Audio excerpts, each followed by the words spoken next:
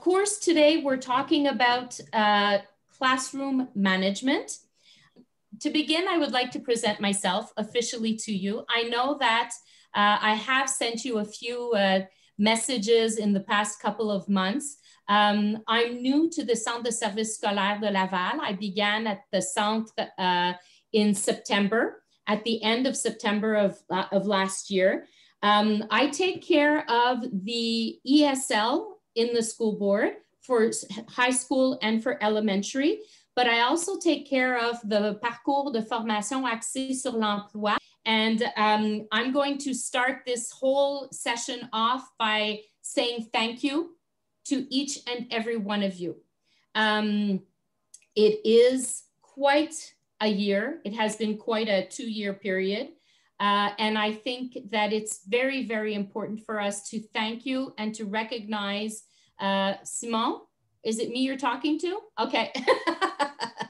It's a very, very challenging year. So I congratulate you all for still being around, and I thank you for being there for our students. I think it's important that we take the time to recognize how important it is. And some of you coming out of school or coming into teaching, and even those of you who have been there for a long time, again, thank you very, very much for being there. I think it's very, very important. Okay, so thank you very much. That is all I have to say about me.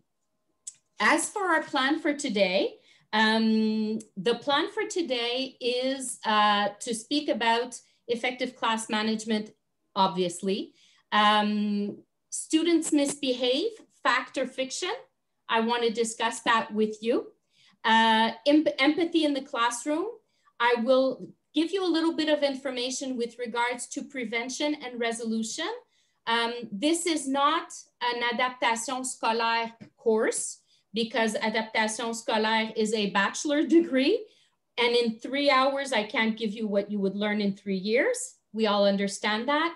But the objective is to give you a few tools and to help you out and make sure that you are comfortable and you get a couple of ideas with regards to when things are going on in your classroom, what is actually going on, and to help you if ever you're questioning elements with regards to that, okay? And then classroom reset. In my opinion, it's never too late to do good. So if you have things going on in your classroom now, and there are elements that you would like to maybe fix or to change, it's always a good time to do it, and you can have a discussion with your students and you can advance slowly into a new way of doing things. I think that that's important to know. So I will give you a couple of tricks with regards to a classroom reset. And then I will give you finally more information with regards to if you need additional assistance or if you need additional help with certain specific cases that you might have, where you can go to find that information. Is that okay for everybody? Can I get some thumbs up to make sure? Excellent, super. Okay, so what we're going to do, I'm going to stop my share for now, and I'm going to go, bear with me for one moment. I want to go see, I asked you a question on Mentimeter, and let's go see what the result was for that. Hold on. Okay, so, wow. The question was, how would you describe class management? And I'm going to share that screen with you so you can see what your responses were.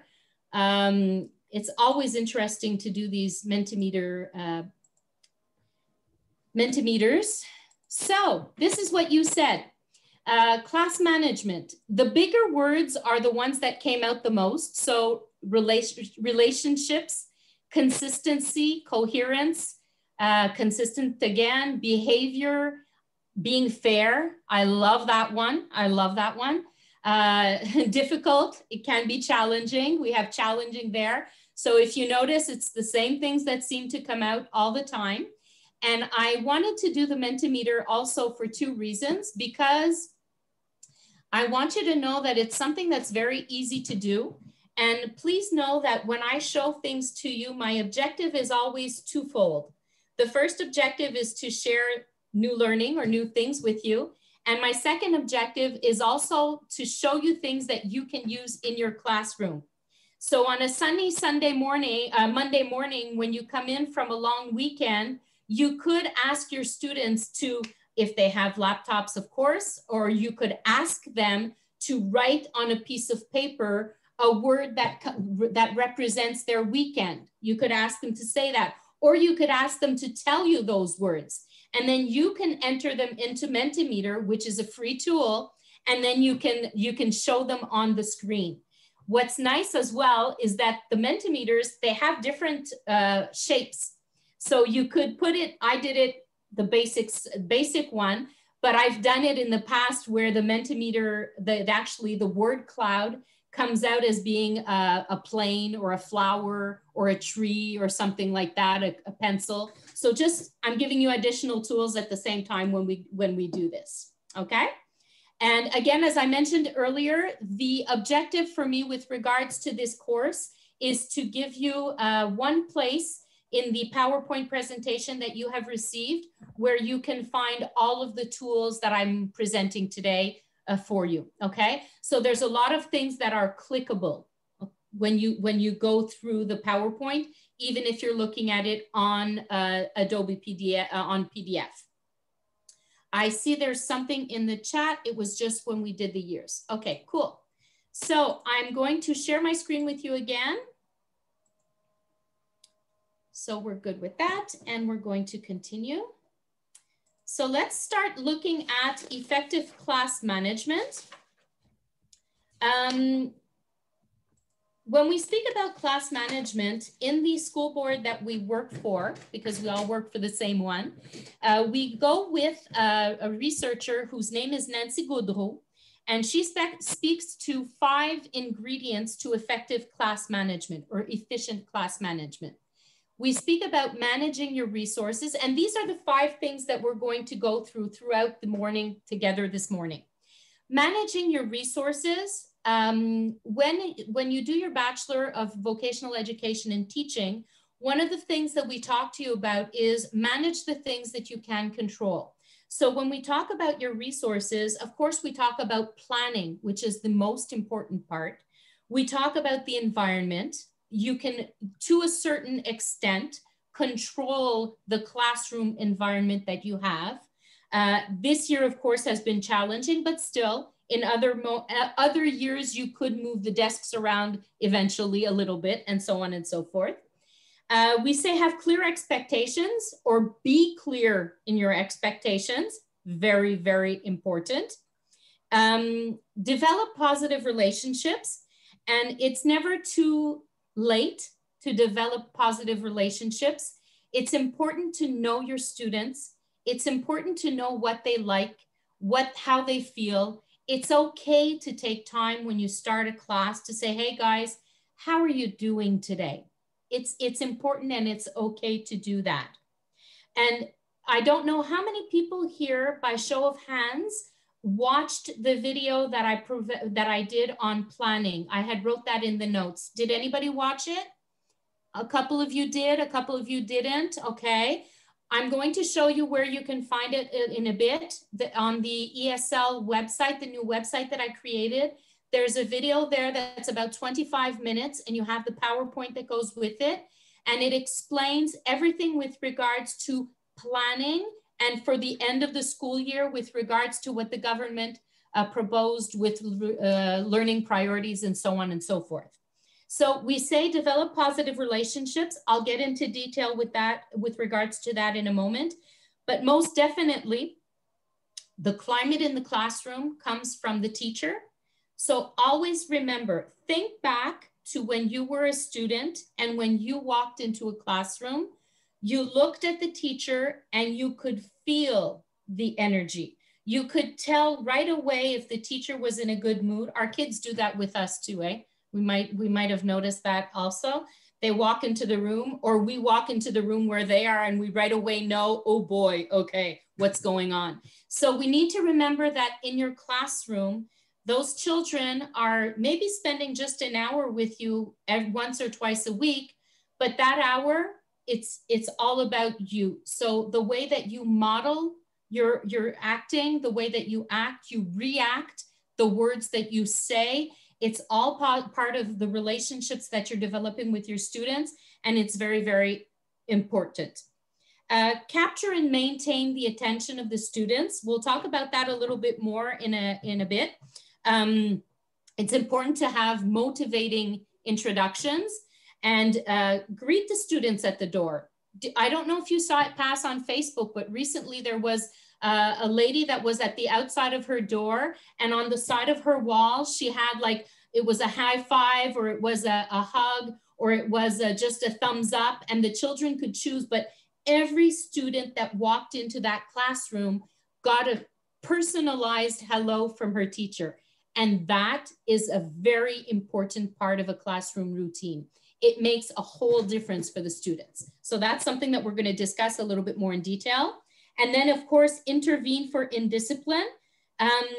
Class rules are necessary. Class rules are important. Students, even if you're with them for just 1 hour, they need to know and understand what the rules are.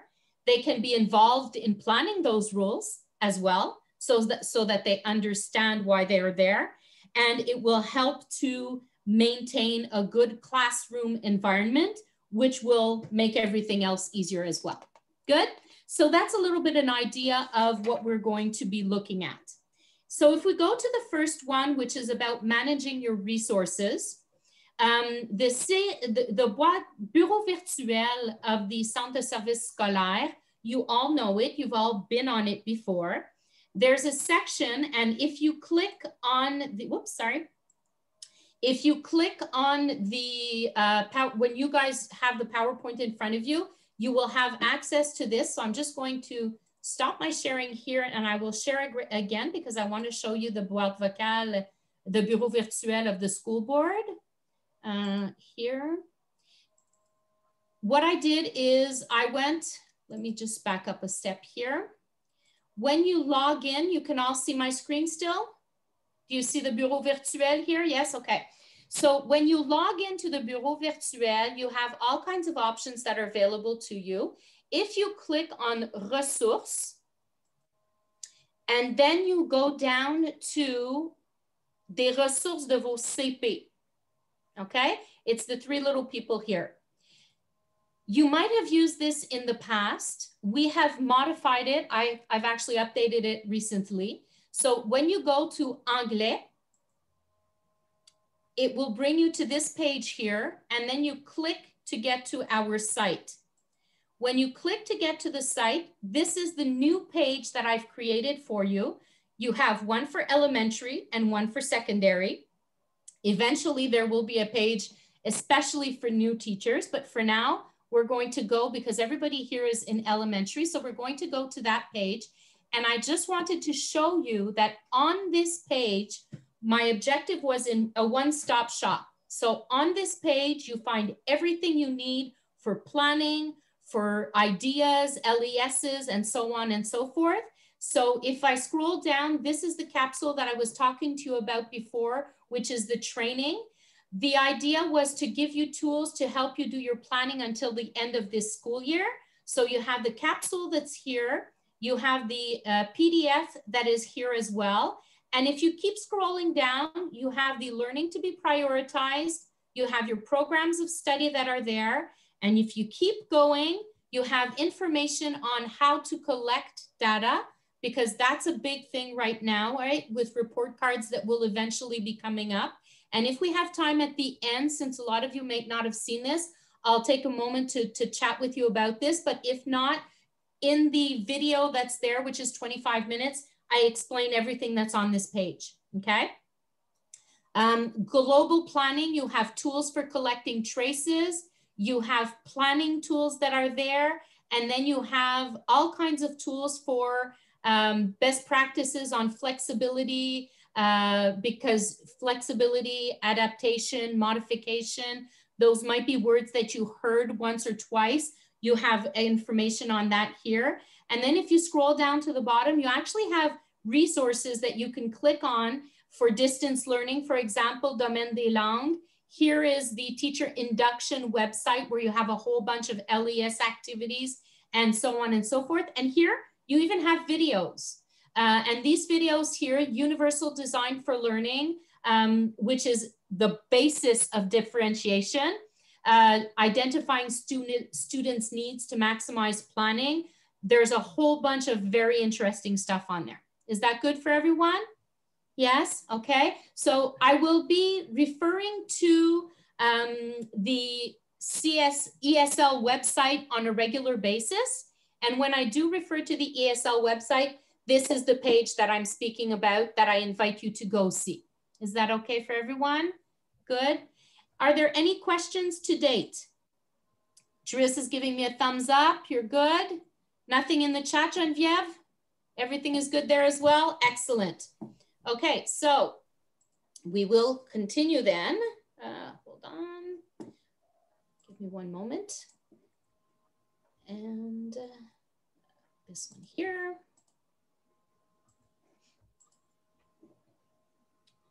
Sorry, I'm just getting to the right page here before I actually share it. Okay, so I'm going to ask you, I'm going to share this here in the, before I actually do it, I'm going to take a moment with you now to ask you to complete a little quiz. We're going to take 2 minutes. I'm going to put in the chat. I see that I have little notes here. Love it. Thank you, Carolyn. It's my pleasure. So here it, before I share that, I want to do a quiz with you, okay? I want to talk about your resources and your classroom routine.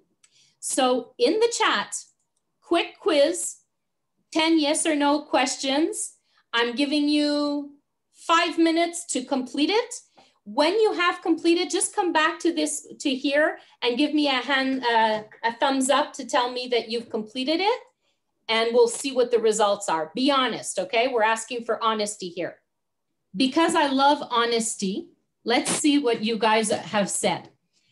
I write the agenda on the board every class. 60% of you said yes, 40% of you said no. I greet the students at the door every class. 80% of you said yes, 20% of you said no. I make sure that they enter the class calmly. 40% said no, 60% said yes. I always activate prior knowledge or make a link to the previous class. That's not something that we always remember, but it's good to think about. Good. Here we say I do an icebreaker activity every class. 73.3% say no, and 26% say yes. Well, I'll get into the detail of the icebreakers and things like that. I'll give you a couple of ideas, but it's just interesting to see. I clearly explain the objectives before each class. 80% say yes, 20% say no. I model each task. 86% say yes. I have a plan B. I always have a plan B. I love the honesty. 93% say yes. A couple of people said no. At the end of class, I always do a wrap-up activity, or I ask 1 or 2 questions to make sure that they understood. Look at this one, half and half. Okay, so if we're doing an evaluation afterwards, but we're not even sure if they've understood, that could be a challenge. After class, I always reflect on my lesson, take notes on what went well and what didn't, and I make the adjustments for next class. Here we have a 66% versus 33%. Super interesting. Okay. What do you think about that? Any comments? Anybody like to say something about that?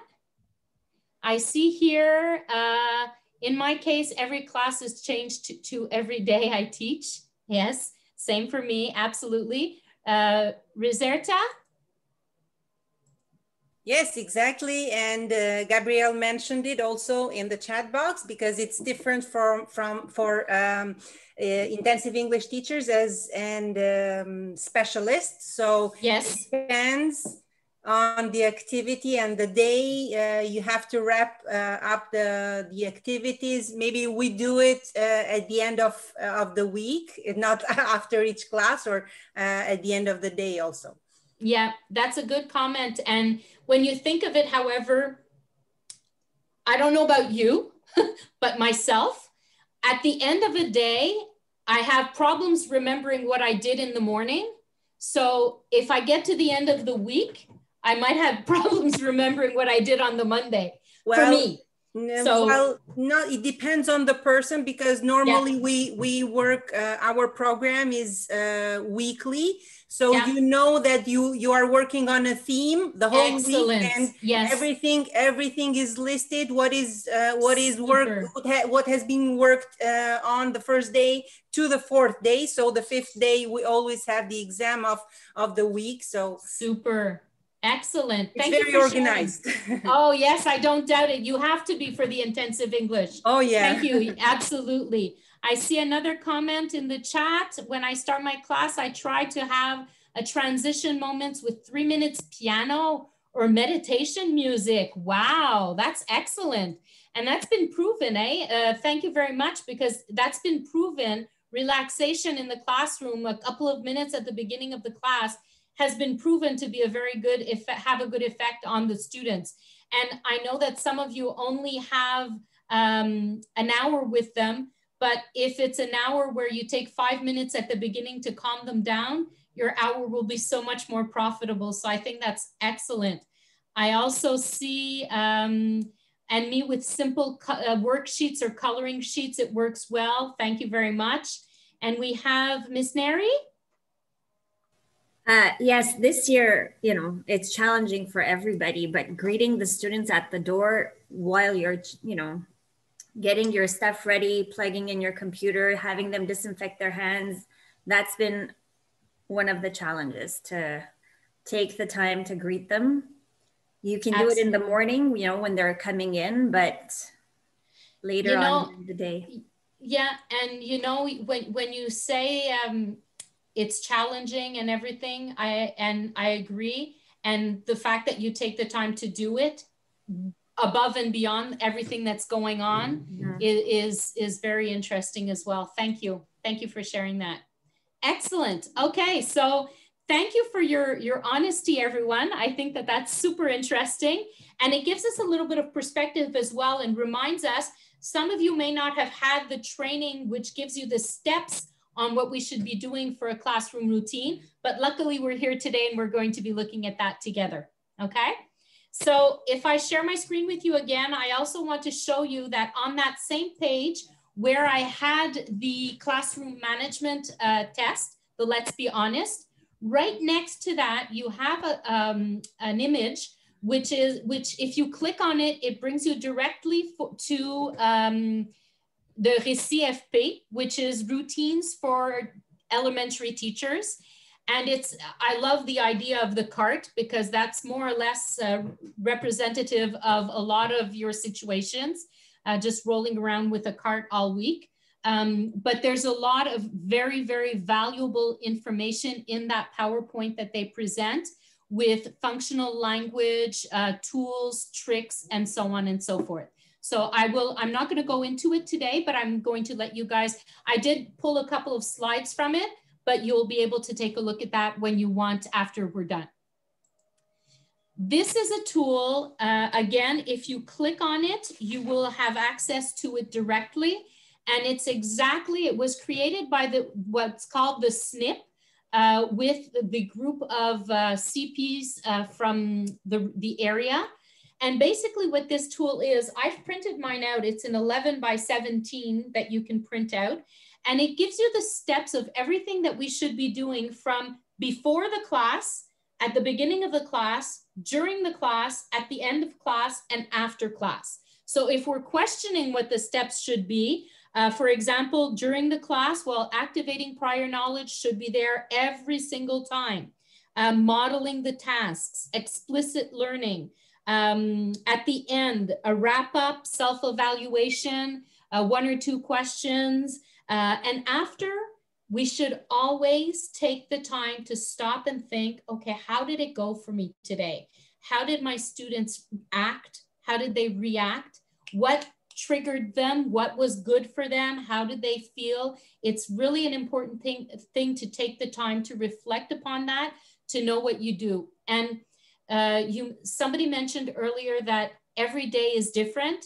Well, yes, And even if we say that we have 3 groups of grade 3 students, chances are that those 3 groups will need a little bit of tweaking when you're giving them the class that you're planning for them. It could happen that you're lucky enough to be able to give the same class 3 times in the week, but we need to have that flexibility. And when we talk about a plan B, that's a lot of it. I have many, many times walked into a classroom with a plan for the day and literally thrown it out the window because that day something had happened the night before in the news or something was going on in the society and the kids needed to think and to talk about it. And we are in English, but you know what? The reality is one of the top elements that we're talking about in class management is building a relationship with our students. And part of that is saying, hey guys, how are you doing today? How are you feeling? Do you need something? Is there anything I can do to help you? How's it, you know, we don't need to go into the details. We don't want to have 20 students crying in our face, but to get the feel, and if you feel that one of your students is not feeling well today, don't hash it out with them in front of the class.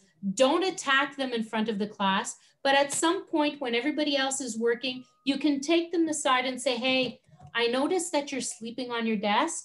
How are you doing? What's going on? Do you need to speak with somebody? You can't take it all upon yourself, but you can direct them to the right resources. So keep that in mind all the time. You should never, never be taking everybody's problems upon your shoulders. But if you're quick enough to flare that something's going on and you can direct them to the right person, you've just given that student a gift. And for me, it's really, really important to always think back to when you were kids. I'm sure that if I was to ask all of you, and Angela, I can see that little grin on your face. If I were to ask you, for you when you were children, who is that one teacher that marked you and why? I'm sure that you all have a story to tell. Am I right when I say that? You guys see my screen, but I found a way to see your faces. Am I right when I see that? When I say that? Naz, Iram, sharing the feelings is part of the routine. Day and date, yeah, absolutely. It works great for TSA students. Yeah, Rizerta, is that a hands up or a thumbs up? Clapping, excellent, excellent. Does anybody else have any comments with regards to that? What do you think? Favorite teacher, Jacinthe, yes? I just wanted to say that I think establishing a routine in the morning or throughout the day when you meet and greet the students and asking them how they're doing, even at the door, you ask them quickly and stuff, you really see their faces and you see if there's something wrong from the get-go. Absolutely. And with cycle 1, I actually take the time, the 5 minutes to ask each student how they're doing. And at the same time, we practice the vocabulary for feelings. So absolutely. That's an excellent point, Jacinthe. Work out the vocabulary and building the relationship at the same time. You're totally right. 100% agree with you. And actually in the PowerPoint from Réci that I showed you just the slide before this one, you have a whole list of examples of that vocabulary, the feelings, the temperature, the how you're doing and things like that, that are excellent. And when we talk about evaluation, a lot of you say to me, not you necessarily, but a lot of teachers say to me, I wasn't able to evaluate my students this session. Well, I'm sorry, but if they're walking into the classroom and you're asking them how they're doing, and they give you how their feelings and they tell you how they're doing, you just write it on your checklist. That person has feelings or is able to discuss their feelings. If you have students that are not verbal, that are not able to verbalize, but you ask them how they're doing, and you have a sheet or a folder, a binder with the feelings in the book, they can point to the feeling that they're feeling, and that too is showing you that they understand what you're asking and they understand what they're answering. They're giving you an answer even if it's not verbal communication. It's still part of that communication. Good? Excellent, excellent comments. I see that there's Vanessa. Every morning, part of my routine, my IEs share their feelings of how they are doing. Usually they will say they are good, it's Friday, or it's nice outside. Their replies are simple. Absolutely, simple replies, but still replies. I agree with you. Excellent. Super.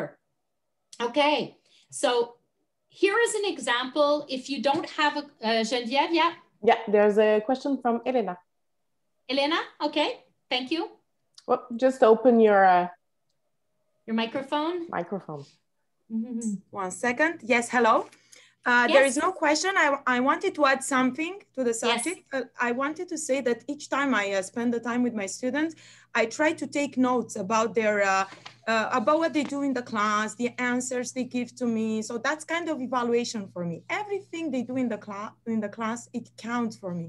Absolutely. I take always notes about them, about what they say, about what they do in the class, and that's it.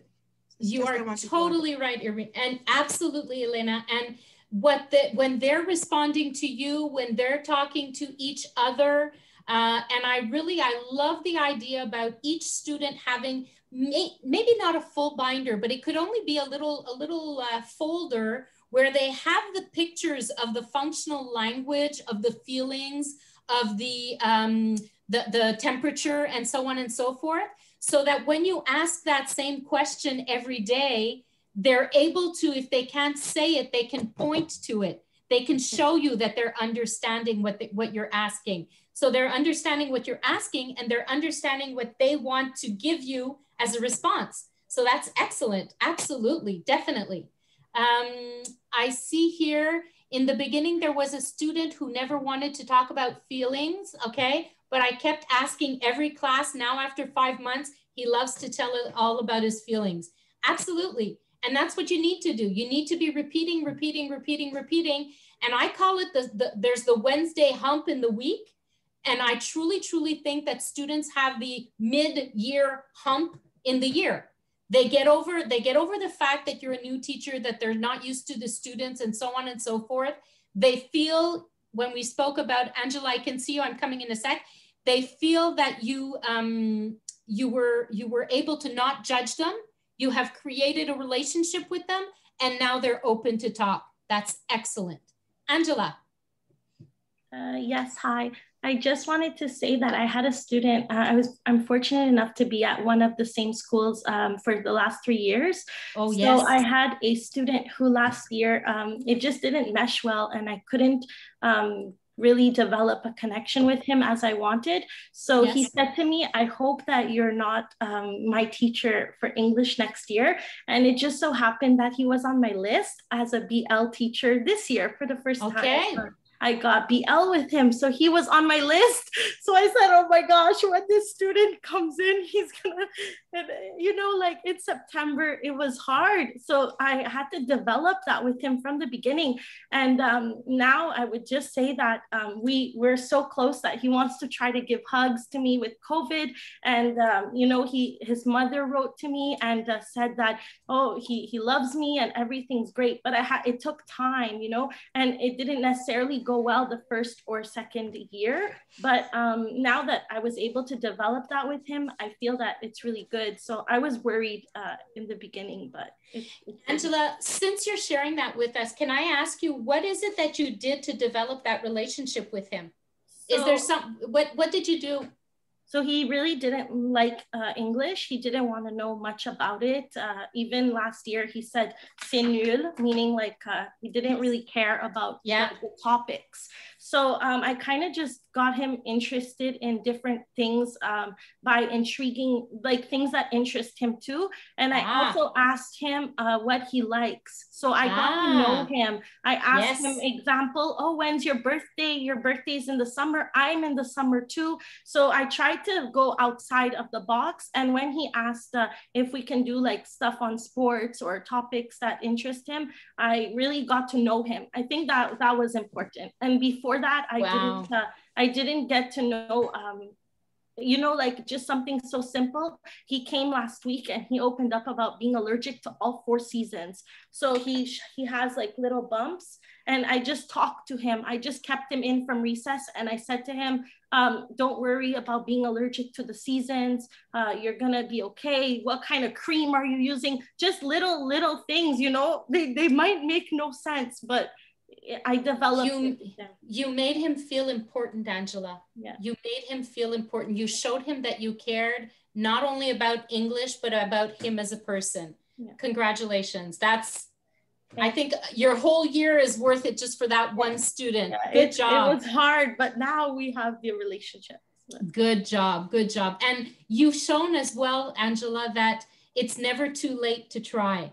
And we were mentioning that to do a classroom routine reset, it's never too late to do that. Well, you just showed you had been teaching him for 2 years and it wasn't working. And on that 3rd year, something happened and you got him on your side. He was part of your team. So yeah, congratulations. And he would cry too last year. Every time he didn't do his homework, or he had to stay in, or I had to talk to him at recess, it would be a whole show. So the teacher said, oh my gosh, you have him this year. I hope something's gonna happen. Good job. Good job. It was hard, but we did it. Yeah. Saying hi, how are you to your students in the hallway is also very important. Good point, Jacinthe. If you cross them in the hallway, you can say hi to them also. Also, it's very difficult for a subject teacher to develop relationship with students because of 1 period a week and 20 to 25 students in class. That is true, Iram. It can be more challenging, but it can still be done. It can still be done. And it's a question, as Angela said, of going to find out what they like, what their interests are, and taking the time to get to know them. Good point. Excellent. So I'm going to come back to we try our best. Yes, we do. That's what we're all doing all the time. And you guys are great at it. So here's an example pulled from the RICI website of a classroom routine. So of course, the attendance, the routine, recall of the last session, 3 activities, pick up and get ready to leave. Having your functional language there, like Jacinthe said earlier, ask the same questions every day. Because you're with them for such a short period of time, every time you see them, the same questions should come back until they've mastered them. Then once they've mastered them, the question that you were getting a one word response to can be asked again, but to get longer responses. So to get them going a little bit further. Excellent ideas, great. And here this classroom routine is very simplified, but you can also add pictures to it. But the bottom line is to remember, if they have the routine in front of them, they know what's coming. You could add timers to this and say, the attendance, okay, routine, hello, how are you, blah, blah, blah. Activity 1, tell them what time it's gonna finish at. You're showing them the time at the same time. Those who are anxious, if they watch the clock and they know that it's almost over for this activity, it can lower the tension as well. So these are all tricks to help get you going. Have clear expectations. This can be a challenge sometimes. Have clear expectations, or be clear in your expectations. Classroom rules must be observable. They must be clear. They must be precise. In the same way that when we're taking care of our own children, if we say to our child, yes, you cannot watch the TV. No, you cannot watch the TV. No, you cannot watch the TV. Oh, you know what? Yeah, okay, watch the TV. Well, it's the same thing with your students. And I would like to know, maybe you can lift your hand or you can write it in the chat. What are some of the class rules that you guys have with your students? What are rules that you've put together? And I'm going to check my chat here. Anybody? Just name a rule. Jacinthe? There's something at my school, actually, it's not just English teachers. And I think Gabriel was at my school before, so he must know the system. It's for all specialists. So the music teacher, the phys ed teacher, and myself. And it's called COMPEX. And I don't know if they have it at other schools, but what it is that for every time that the students are being disruptive or whatever, you give them a check mark, and it starts at 10, and then it goes to 9, and it goes to 8. And depending on how they do as a class behaviorally, then you give them a 10, 9, or 8, etc. And then at the end of the 2-week period, it's all accounted, and it's basically one group in the whole school will win a free period or like a période privilège that the service de garde do, like somebody from service de garde is going to come, and so they like it, and it's somebody says it on the intercom, so you know this is the winning class with the best behavior for the past 2 weeks, and you know they all know that it's consistent with all the specialists, because it can't be just in English, it has to be, you know, throughout all of their specialties. All the specialties. And Jacinthe, to your point, and what I think is very, very important, above and beyond the fact that you are recognizing good behavior, is the fact that you're teaming up with the other people. And that is something that I know that it's challenging in certain schools, that the main teacher doesn't always share their information with the specialists, but at least between specialists, find out what's going on in the other specialists' classes. What are their rules? What is working well for them? And if it's working well for them, try to mimic it in your classroom, because why reinvent the four-hole button if something is going well somewhere else? If the main teacher doesn't want to share it with you, that's fine. But as you said, team up with the specialists. That's a great example. Thank you. But thank you. Just to finish my point, the homeroom teachers love it, because they also end up getting a free period, and so it's good for them too. So it becomes it really becomes a whole kind of school spirit thing, and it really builds the community. Excellent. Excellent. You just found the way to sell it to the homeroom teacher. I love it. Gabrielle. Yes, hi, it's Gabriel. Thank you, Jacinthe, for remembering about me coming to and being a teacher at the Bois-Joli. It's been quite a while, but thank you very much for remembering. You're really, really kind to do that. So basically, I'm an intensive teacher, so I switched from being a regular ESL teacher to an intensive. And now being a classroom teacher, it's important to make sure that students know that at the end of the day, they have something to positively work for. So basically what I have my little glass jar of marbles.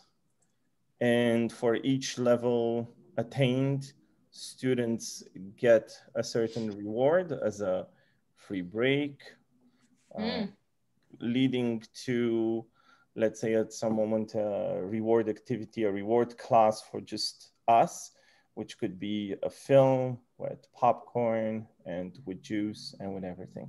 But everything has to be worked by the students. So one rule that we have in the classroom is that we always give our 125%, and especially this year, it's 125% with COVID, both the teacher and the students. Yes, yes, excellent point. I love the idea of the positive response or the positive reinforcement with the jar. Excellent idea. I have a comment in the chat. A great tool is Classroom Screen. You can set a timer, a calendar, your menu, absolutely. And there's timers that are available that are so much fun, ducks running, everything's exploding, and they're all free. They're a lot of fun. There's Elena, then Miss Neri, and then Rizarta.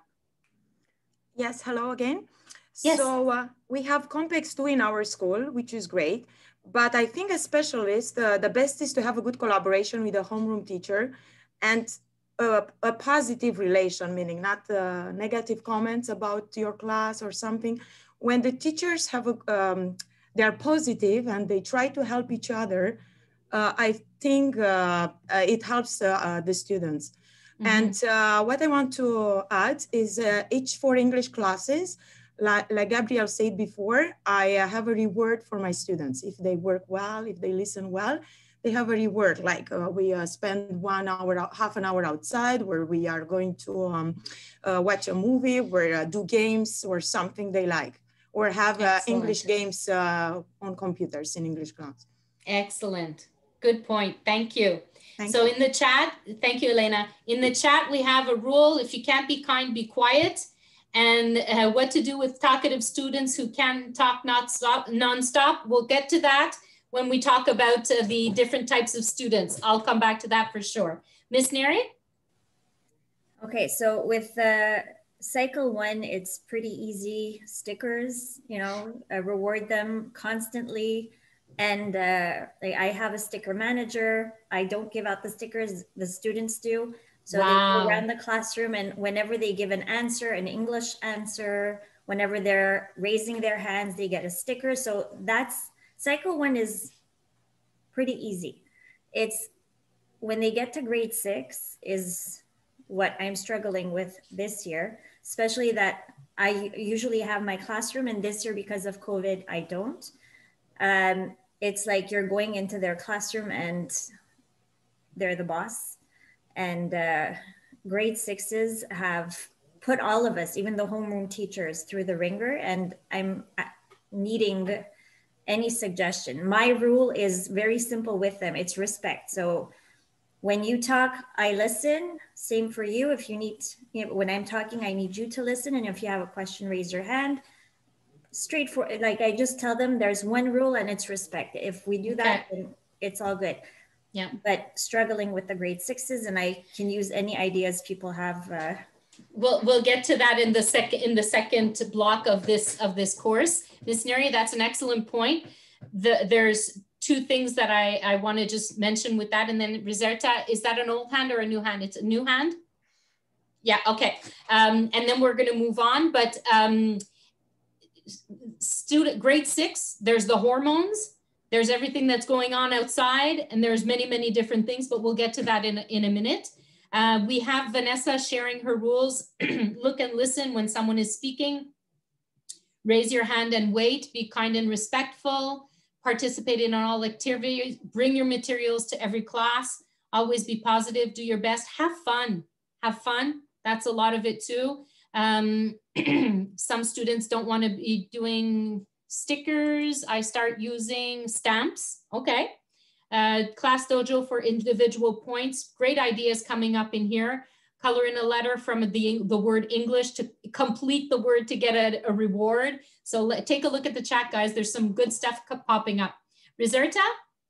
Yeah, in relation to the routine and to the rules. Yes. Normally the general rules are get in the classroom calmly, get ready for the routine, because as I mentioned, it's different for specialists, for subject teachers and intensive English teachers or homeroom teachers. But it is, well, that's why classroom management is really challenging. Why? I have 2 groups because I work in 2 schools this year, and it works, the routines and all the rules work with one group, but with the other group, it's overwhelming, the situation.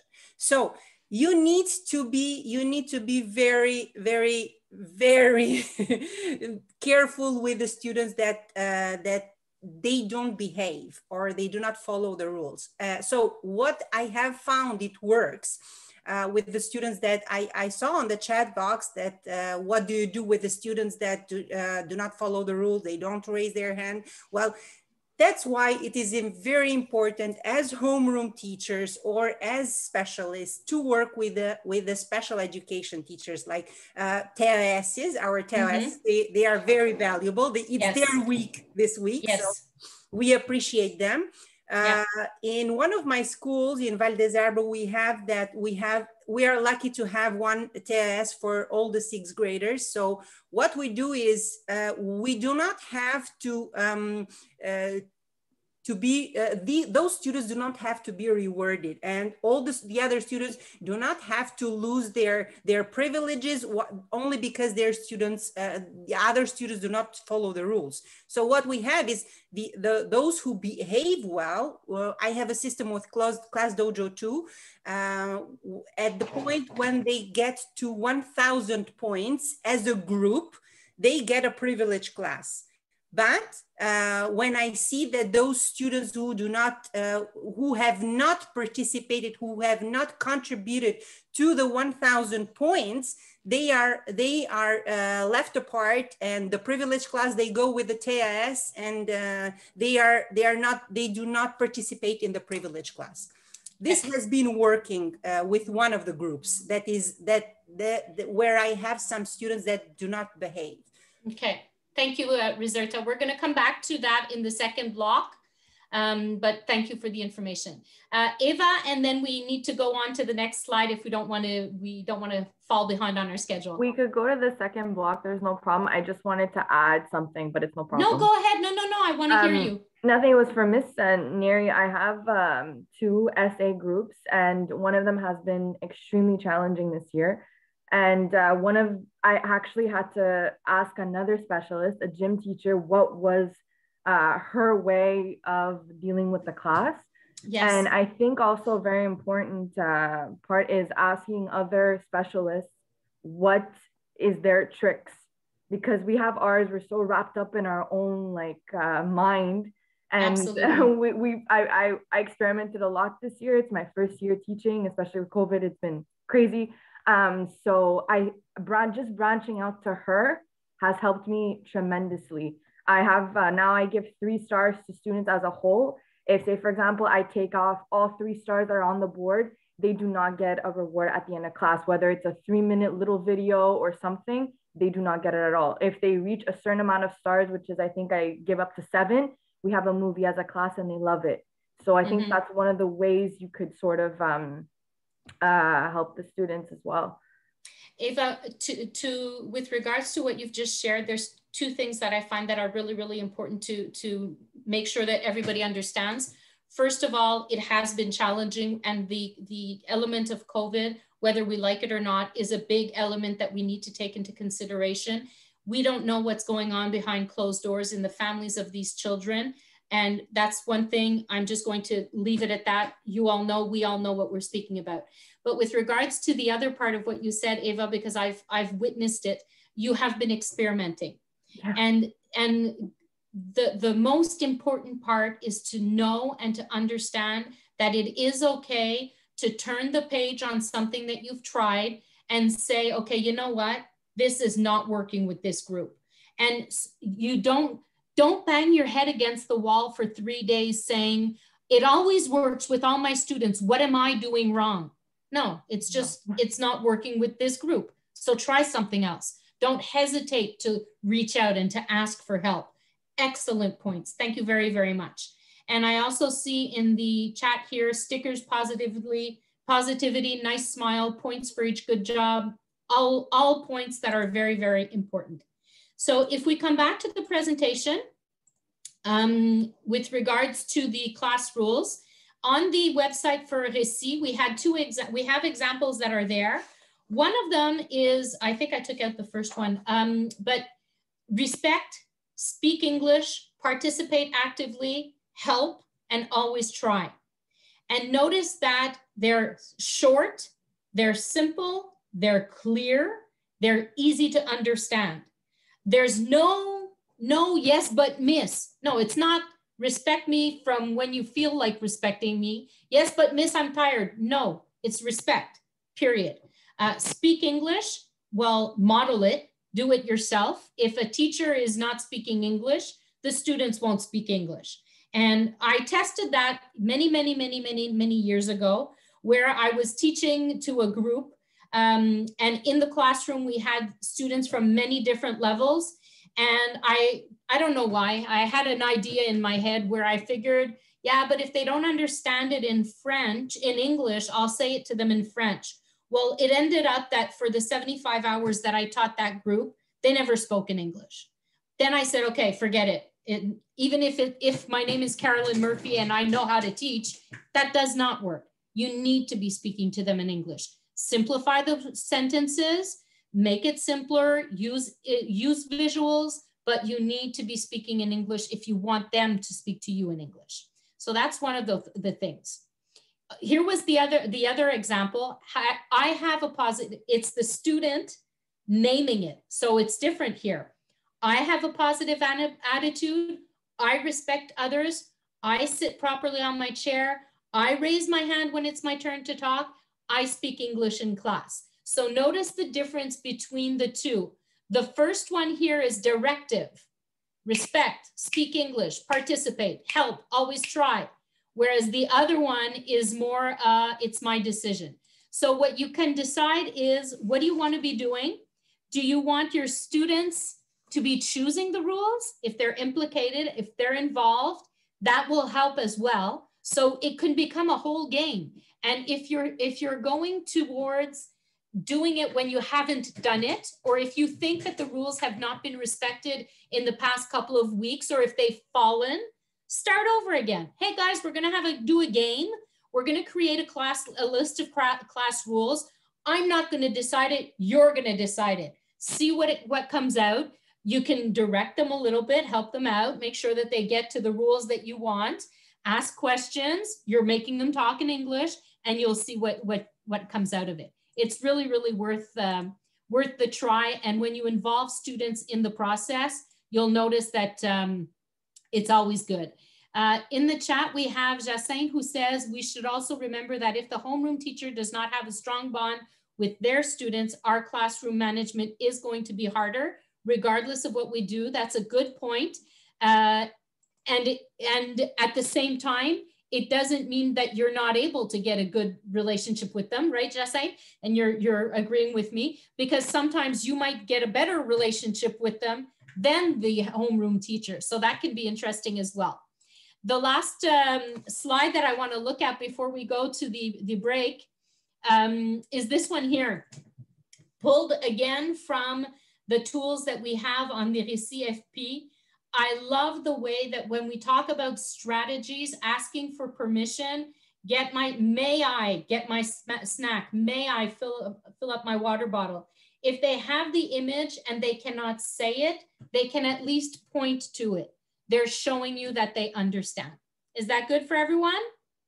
Okay. And I saw a note in the chat, a little quickie in the chat that I saw.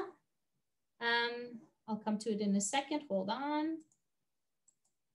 It was, I have three grade 6 groups. They chose the rules. I find that 5 of them, they chose the rules. They chose 5 of the rules. I find that they follow them because it's their rules. And at the end of class, we go through the rules. If they followed them, I move the thermometer. If they reach the max reward, it really works. I love this idea, Kristen. And I love the idea of, we're gonna have 5 rules. I choose 2, you choose 3. So they feel like they have the bigger end of the deal, but at the same time, you make sure that the 2 that are important to you are there. Excellent idea, Kristen, very, very good.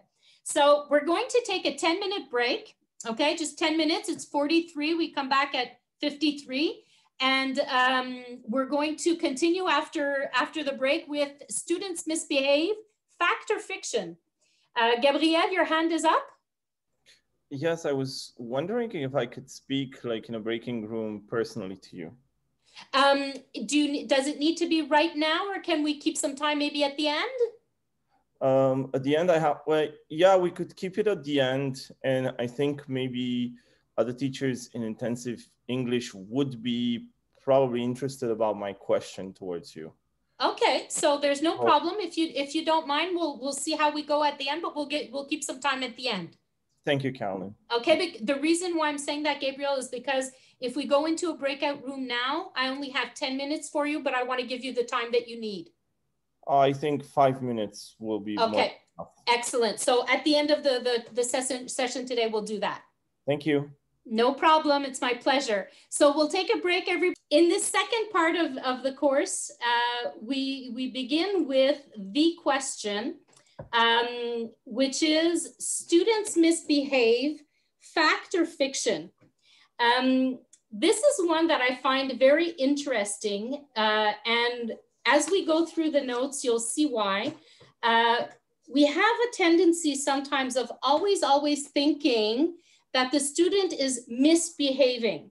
So let's just go through it, and I'm sure that you'll comment, you'll bring comments, and we'll bring much information to the table. Your participation is very much appreciated and very interesting.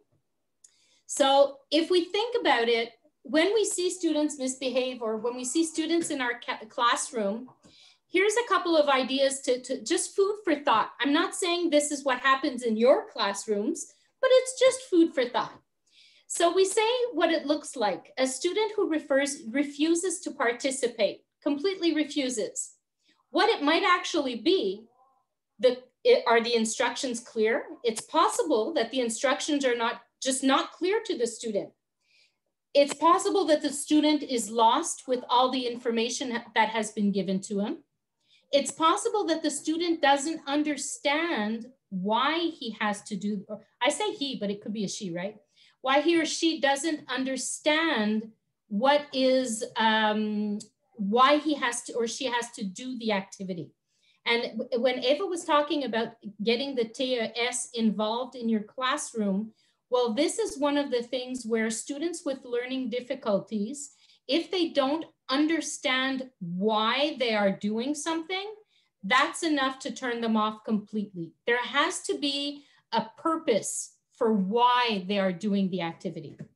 Then we have the student who is disturbing to everyone. Well, it is possible that the student is bored or has completed the assignment, has nothing to do, and they're disturbing everyone. This was my son when he was young.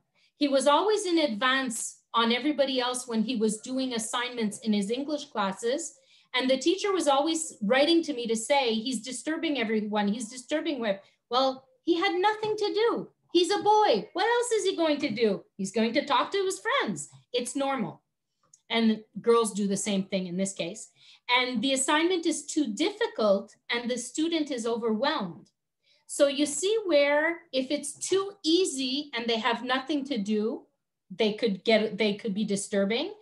But if it's too difficult and they're overwhelmed with the situation, again, that could be a reason for students being disturbing to everyone. So it goes from one spectrum to the other. And to say that the students that are in a classroom are all at the same level, it's not true. Even if they're grade 3 or if they're grade 2, chances are that in your grade 2 classroom, you have students that are strong in English and some that are not strong in English or who are having challenges in English.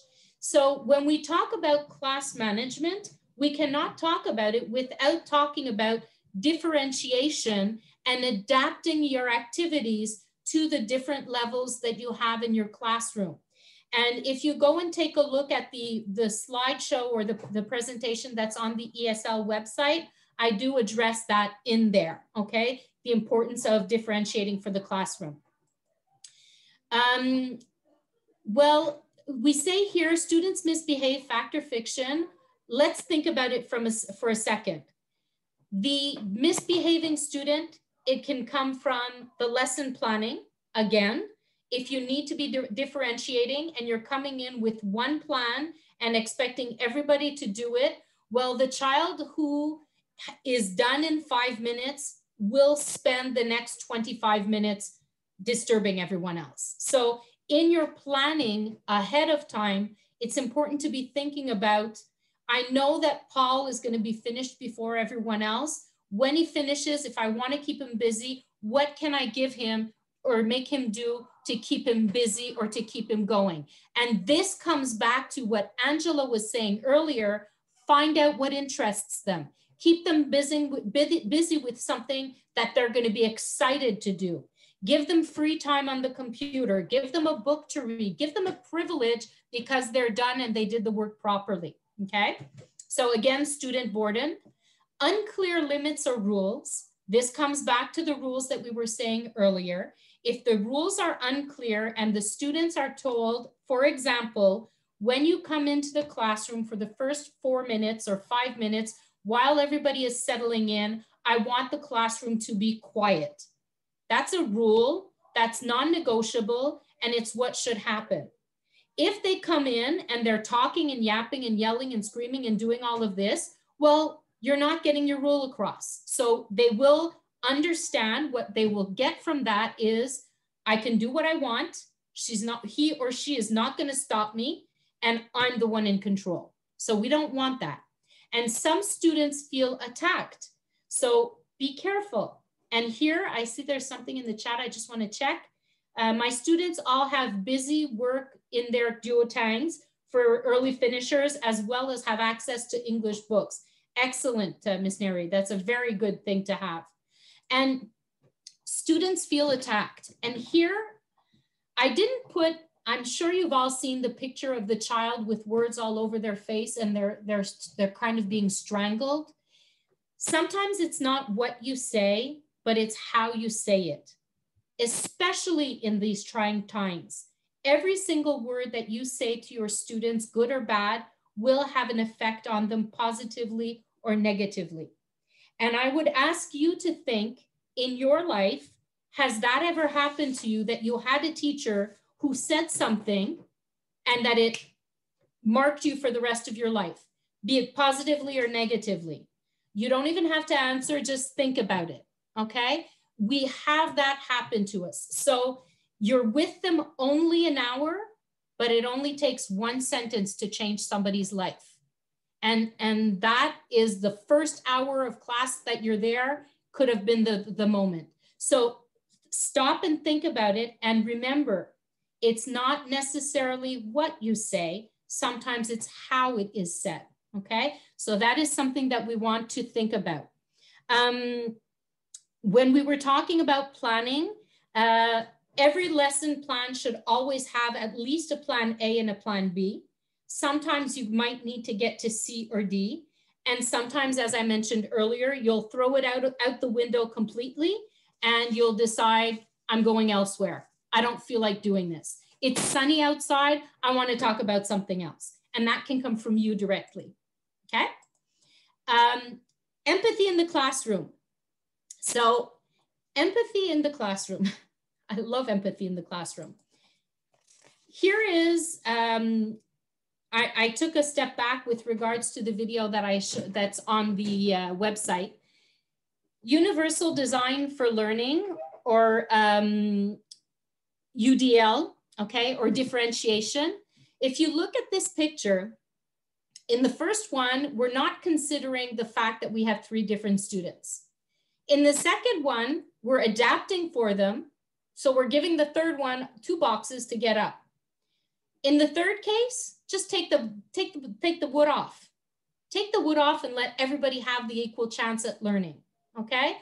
I think that picture in itself says it all. It's about thinking about how you develop relationships with your students, how you treat them, how you act with them. Before we talk about the students, I find it important, and at the University of Sherbrooke, when I teach the class on class planning, one of the first things that we do is we ask the teachers to stop and to think of themselves as human beings before they even think about the students or the content that they're going to be teaching. So as a person, who are you? How old are you? What is your gender, your socioeconomic status, your ethnicity, your background, your everything, who you are, has a direct impact on your classroom. Do you agree with that? Yes or no? Can I get a yes or a no? And it can be negative, it can be positive, but it's the reality, it's the truth. Who you are as a person has an effect. Then there's the whole socio-emotional characteristics. What are your needs? What are your expectations? What are your values and beliefs? Are you an overachiever? Are you a perfectionist? Perfectionists sometimes have a tendency to require that their students be perfect. So keep that in mind as well. What are your interests, your goals, and your attitudes? Think about, and we often say this with regards to our students or to our children, and Your students have parents. So what are your expectations? What is motivating you to go into that classroom every single day? What is it? Is it because you want to make sure that your students learn? Because that's not going to happen all the time. But that's you. That's who you are, and that's how you are. Then we have to think about your prior experience and your own knowledge. Everything, every single thing that you have in your backpack, be it your knowledge, be it how you went through school yourself, your professional, your personal experiences, every single thing that you have in that backpack that you carry around, you have that and you bring that to the classroom with you as well, okay? Sure. Now, what does school represent for you? That's another question that we ask. What I'm saying here is just take the time to think about it, because it's okay. If you're a perfectionist and you bring that into the classroom, you have to take a step back and think, should I really be demanding of all of my students to be exactly the same way I am? Because remember the image of the children, they're all different heights. They're all different sizes. So we can't, there's no one, it's not a one-stop deal here. We have to take ourselves into consideration and then take them into consideration.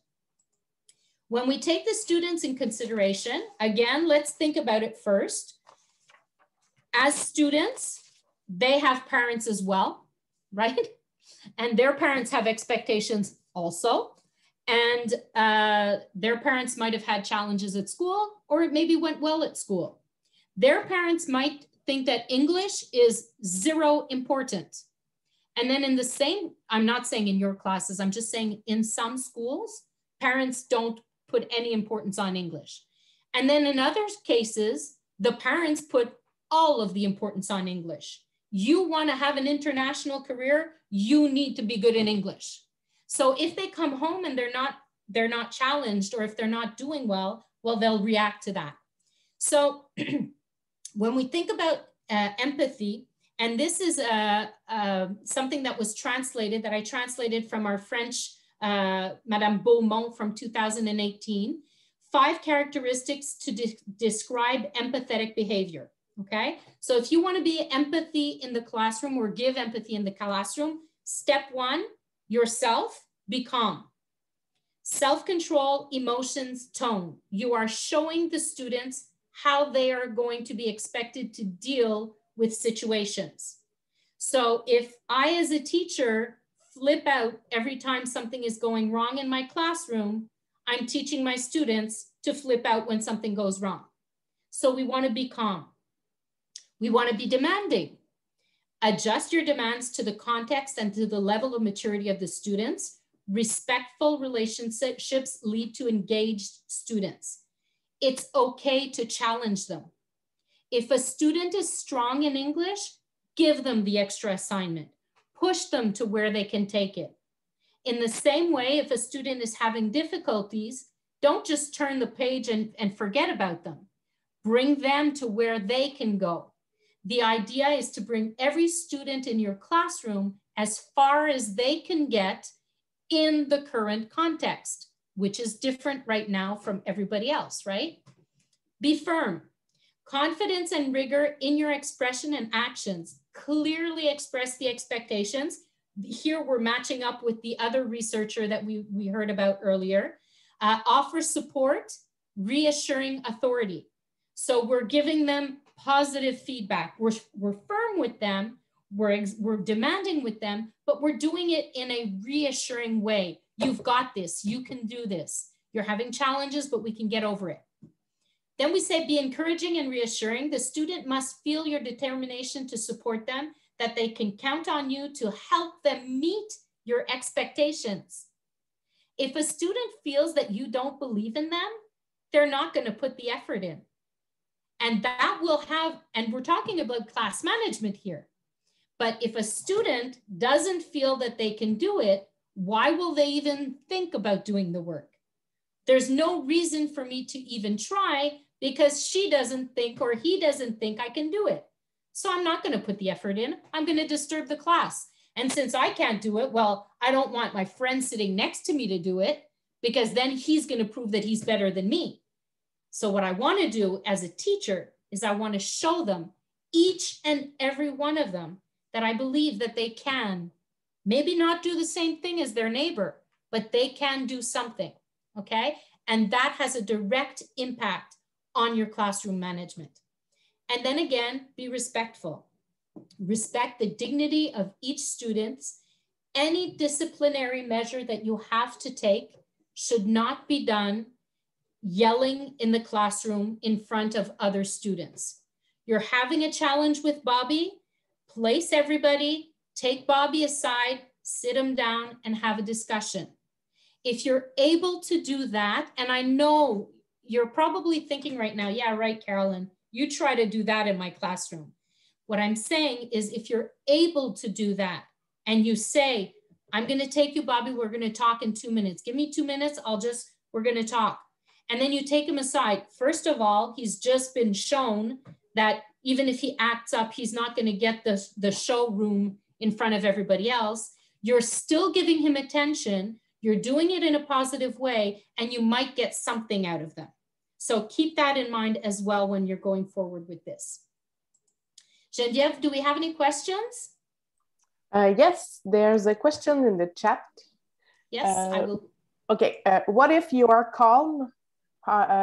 You are calm how you say it, and they still refuse to answer back on why they are upset for no reason? Okay, good question, Vanessa. And does anybody have an answer for that before I give? I'm curious to see. I see, Angela, was your hand up with regards to that? Something else? Okay. Who can help Vanessa? Vanessa says, what if you're calm in how you say it and they still refuse to answer back on why they are upset for no reason? Maya, are you answering to that question? Go ahead. Sometimes they may not want to express themselves. So what I usually do with my students is I'll tell them, all right, you can calm down. You could take a moment away. I'm going to give you X amount of time and I'm going to come back to see you, how you're feeling. And if you still want to talk to me, I'm here if you need me. Ah, nice. Just knowing that you're there so often is reassuring for them. And I have a refuses to tell me what's wrong, but she knows I'm there. She's not feeling well. She'll come hang out with me, but she still knows she has to do what she has to do. Oh, wow. Excellent. Excellent. Anybody else? Because this is very important. Elena agrees with you. Okay, good. Anybody else? I really like the fact that you're saying, Maya, that you tell them, take a moment aside to calm down. And I also think that at some point, for whatever reasons, they might not want to say it in front of everybody else. It is possible that what they're feeling or what they're going through, again, especially right now, is something that they don't necessarily want to verbalize. And you do have the TAS if need be, but sometimes just giving them 5 minutes to breathe and going back to see them, as you said, it's maybe that they don't understand the instructions. Maybe it's too difficult. Everything that we said earlier, it can be all of that. Or you know what? It might just be that they're not feeling well too. That is possible as well. Anybody else want to comment on that one? Okay. Driss, yes? Oh, Darren, Driss, before you, turn on your microphone, but I just want to read what Darren said here because I think it's very, very important. Okay, sorry. Give me a sec. Yes, just 1 second. Darren said you have them go to a corner with their best friend to practice talking what upsets them. Love that one. Thank you. Driss? That's one of the two choices I was about to suggest here. Either take a friend somewhere and then discuss the matter with him or with her. Yeah. Or sometimes I do tell them, for example, like take a pen, a piece of paper, write down and bring it back to me so that I would see what bothers you, what bothers you whatsoever. So it does work with some students because not all students are ready to talk about their feelings in front of the others because they might take it like, that's a sign of weakness, you know, some people, you know, especially if they want to show to the others that they're very strong, they have character, they have this and that. So they don't want to. So the best way is to respect that and then approach it differently. That's all. Totally agree with you, Driss, and Darren gave you a thumbs up on that one. So I think he agrees as well. Thank you. Angela. I think Vanessa wanted to add something because she opened her mic and I work with her. So I know, I think she wants to respond to Maya thank you. first. Yeah, okay, thank you. These are all wonderful things. Unfortunately, this kid doesn't get up. He'll literally just sit on the chair. Even like it will work with the other students. Like, let's go sit in a corner, let's go talk about it. I ended up making an individual system with him. If you can communicate your needs in a calm and respectful manner, after a amount of periods, you'll get an iPad. But he'll literally not communicate if it's hard or something's wrong. Like if I give him something, it can go both ways. He'll do it, he'll ask me for help, or sometimes he'll just stare at me and he'll not answer me. I think that was a special case, quite a special case, that child in specific, and And the TRS is just like, oh, you know, just ignore him. He should know how to communicate to you. He's old enough.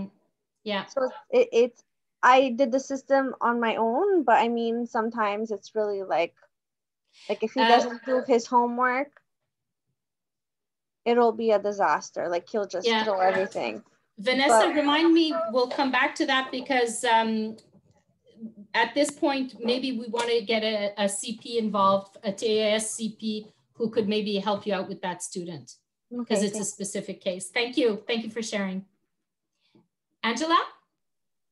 Yes, so I just wanted to say that in regards to what we were just talking about, I'm teaching at 2 different schools with the 10-day grade 5 and 6. And at one of my schools, there hasn't been much stability in terms of the academic French teacher. So we changed multiple times the teacher due to a pregnancy leave.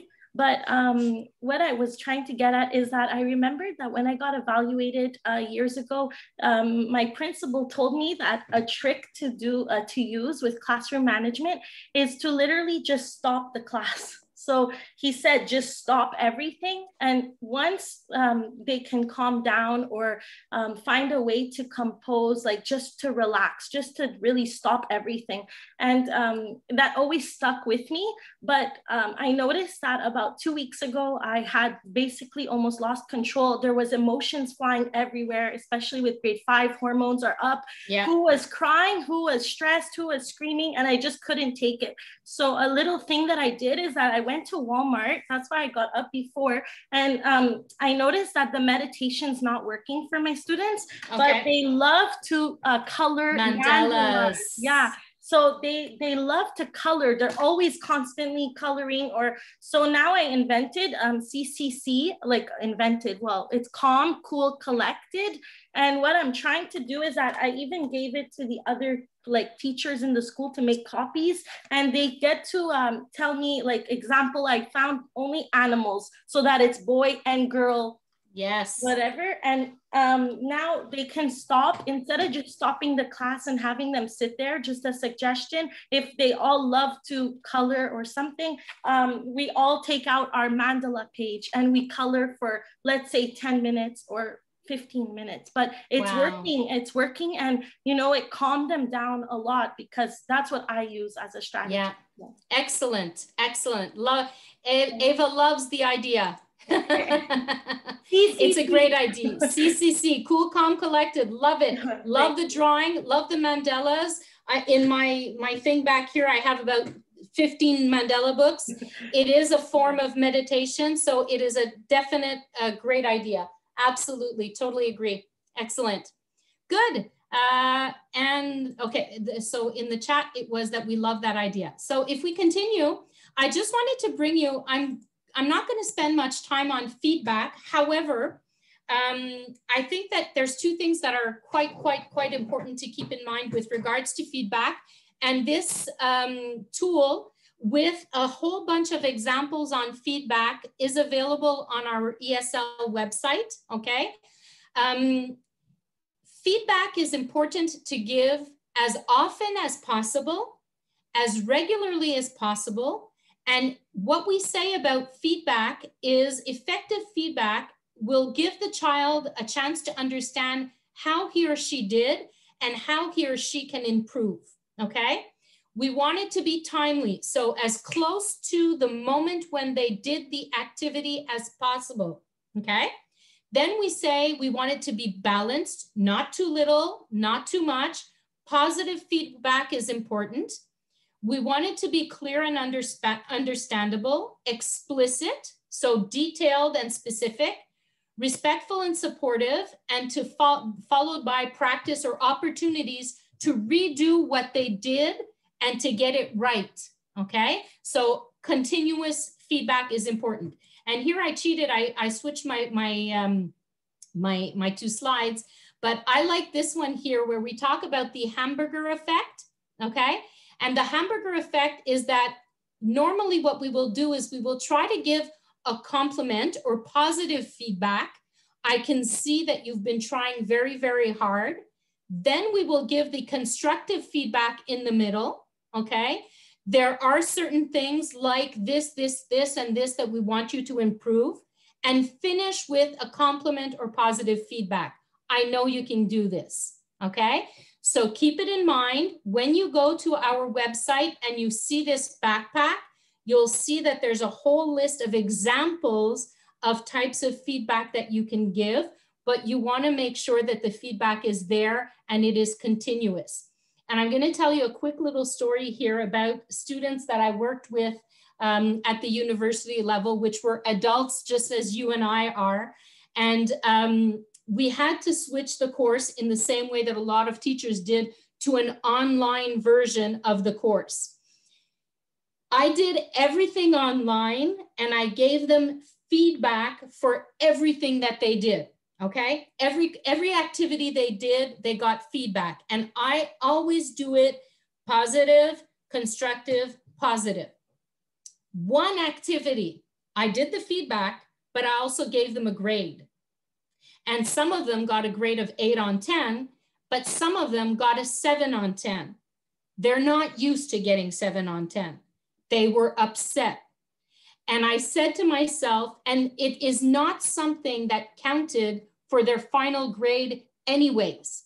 Remember, we're trying to collect traces of evidence so that at the end of the session, we can give our professional judgment, right? And I literally stopped my course when I was teaching them and I said to them, I apologize. The only thing we did wrong in that activity was I gave you a grade. If I had not given grades, but I had given the feedback, positive, constructive, positive, and then given them a chance to do it again, I would have had no comments. And you know what? For the rest of the session, that's what I did. And I got no comments. And they still know if they're doing good or if they need to improve. But my professional judgment at the end will take that into account. So just keep that in mind. As soon as you put a grade on a paper, and I saw it again with a teacher last week who had a parent complain because their child got a lower grade, keep in mind, we want to be giving them feedback to give them a chance to improve, okay? And when they feel that they're getting that feedback and that they're improving, it will also have an impact on their attitude and their way of acting in the classroom, which will impact classroom management. It always comes back to that. Then we say capture attention, okay? In this course today, it's a 3-hour workshop. I'm doing my best to try to vary. Oh, Jacinthe has her physical hand up and her blue hand up. Go ahead, Jacinthe.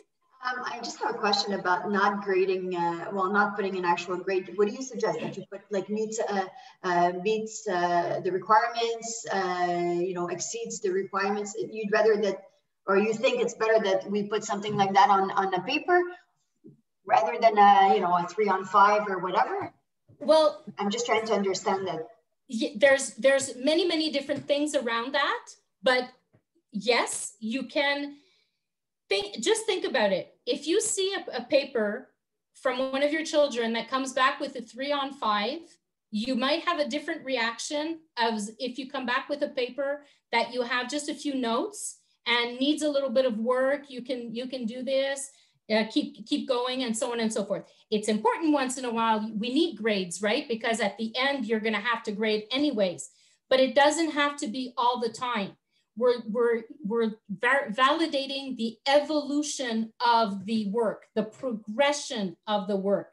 Rubrics can be interesting as well, but a rubric doesn't always have to be a 5-point rubric. There's a 1-point rubric that we saw come out recently that was very interesting, where in the middle, you had what was expected of the student for that activity. And then on the left, you would give a constructive, not constructive criticism, but you would give areas of improvement. And then on the right, you could write what they did well. So that's a different way of seeing things also, which can be good as well, okay? What we're saying is we wanna be evaluating, and again, you can go see, pardon me, the video that I posted on the ESL website. There's a whole section in there on evaluation, triangulation, collection of proof and evidence, and so on. So I don't want to spend too much time on it today, but just keep in mind many different ways of evaluating, and it's important to vary them so that a student who is not necessarily verbal or good in writing will have different ways of showing you that they're progressing, okay? And again, feedback is one of them, a grade is another one of them, rubrics is another one, but if we combine all of that together, we'll get more success than just grade, grade, grade, grade, okay? Does that answer your question, Jacinthe? Okay, good. Yes, thank you.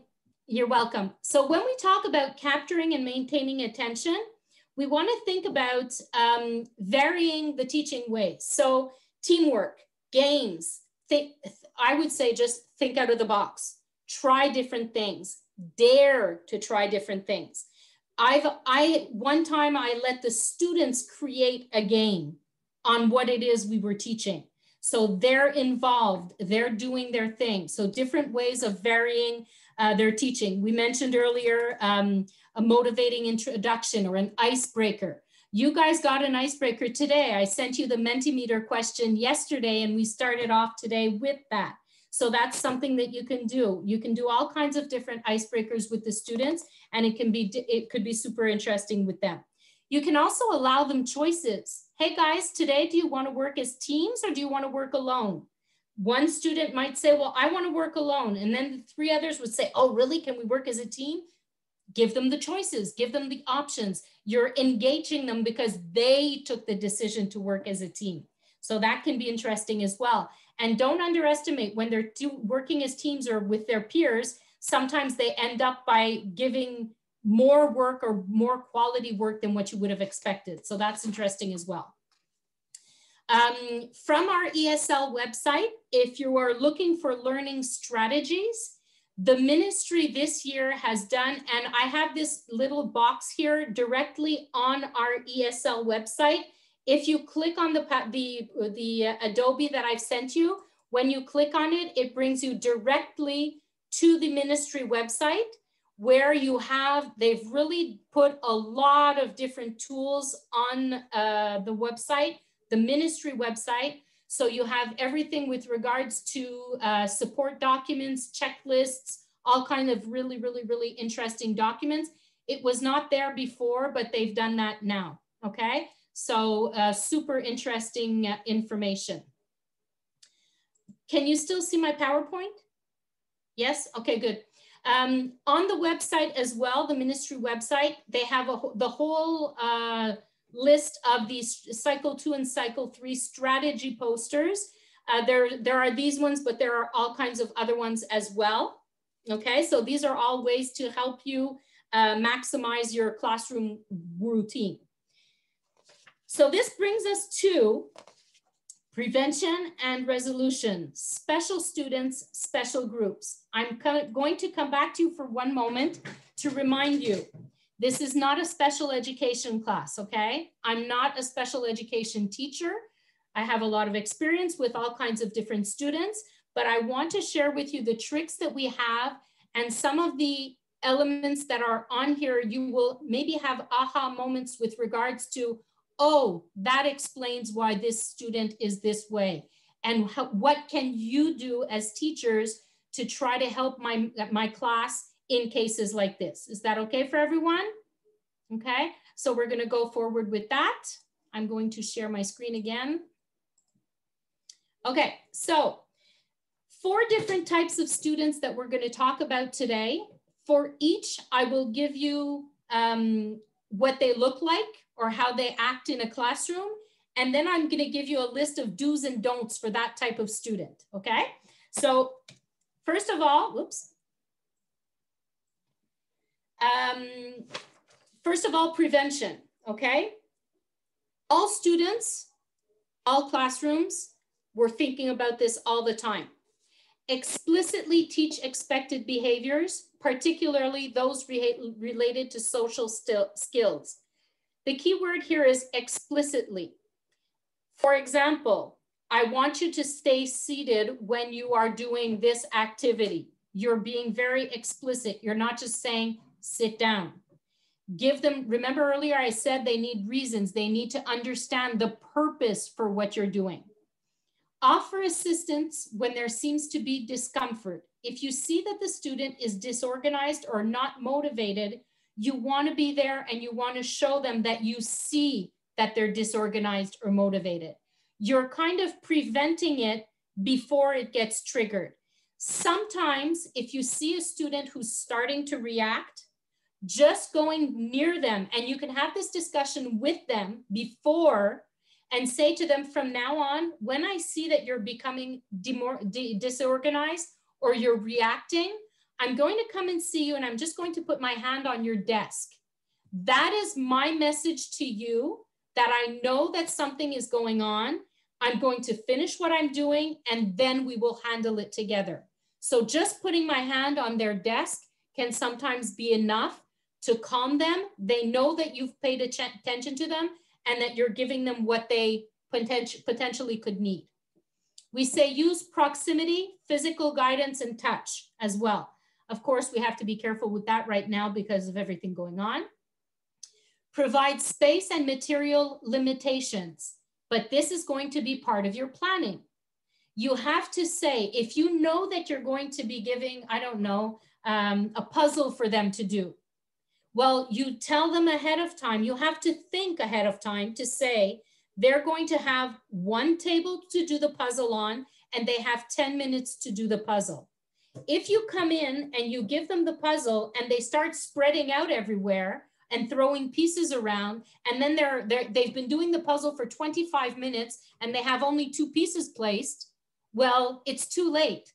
You have to plan it ahead of time and think every activity that you're doing, what can I do to make sure that this student doesn't get disorganized? That this student, oh, I'm doing a game today, for example, a game with, I don't know, blocks, okay? I'm doing a game with alphabet blocks, but I know that this student, as soon as I start doing games with blocks, he starts doing whatever. Well, I know that, I plan it ahead of time, and either I will give him less blocks or I will sit him somewhere else, or you understand what I mean? The management is done before the class starts. The management is done when you're planning the activities because you have to be thinking about the differentiation of your students, okay? About the levels, about who's gonna need more help. If you think that certain students are gonna need more help, sit them with one of their friends, okay? For this activity, plan it ahead of time.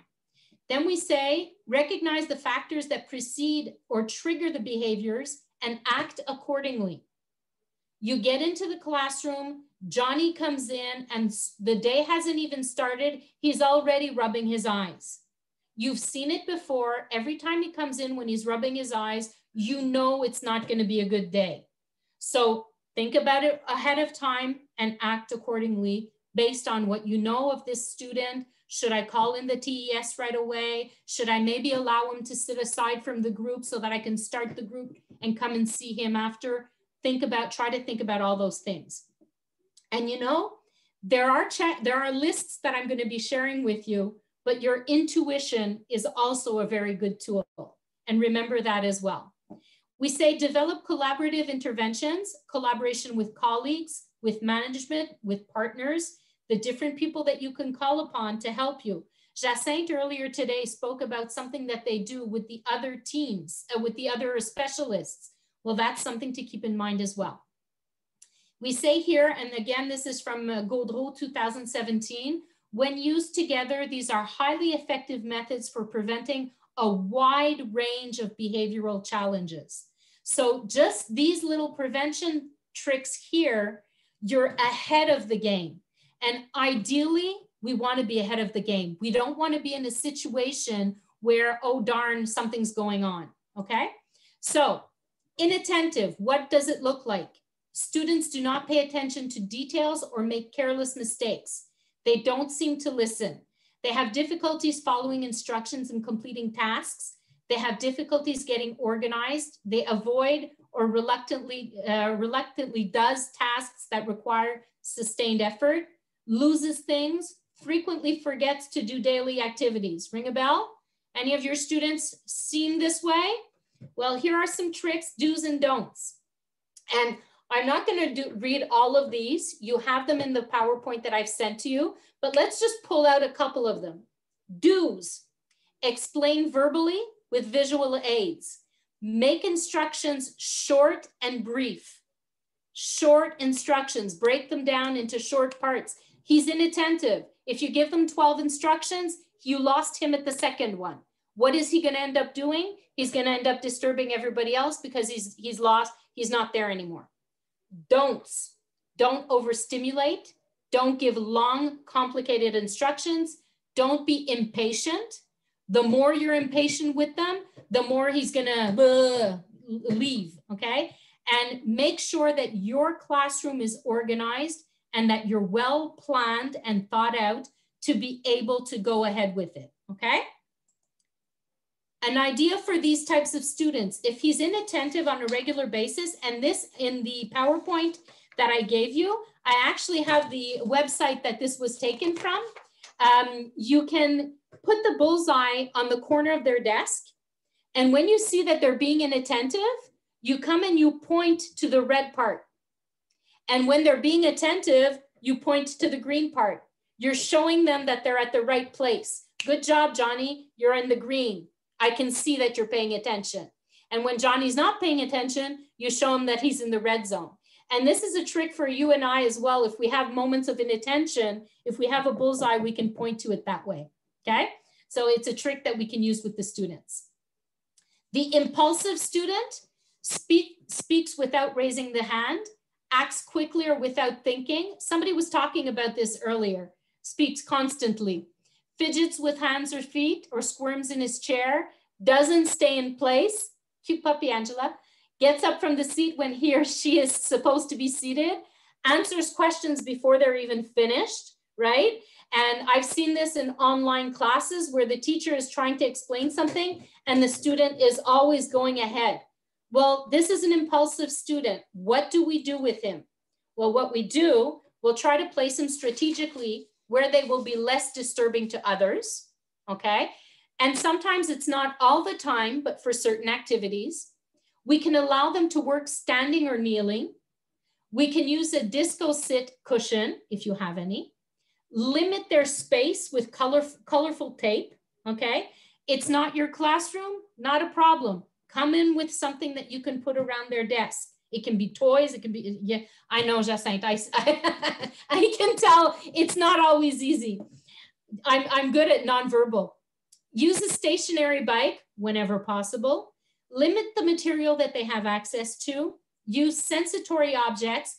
This, if nothing else, that's easy for you guys to carry around as specialists. Buy them at the dollar store. All those little toys that they can be stretching or they can be holding. Like I have my little apple here, things like that, that you can give to them.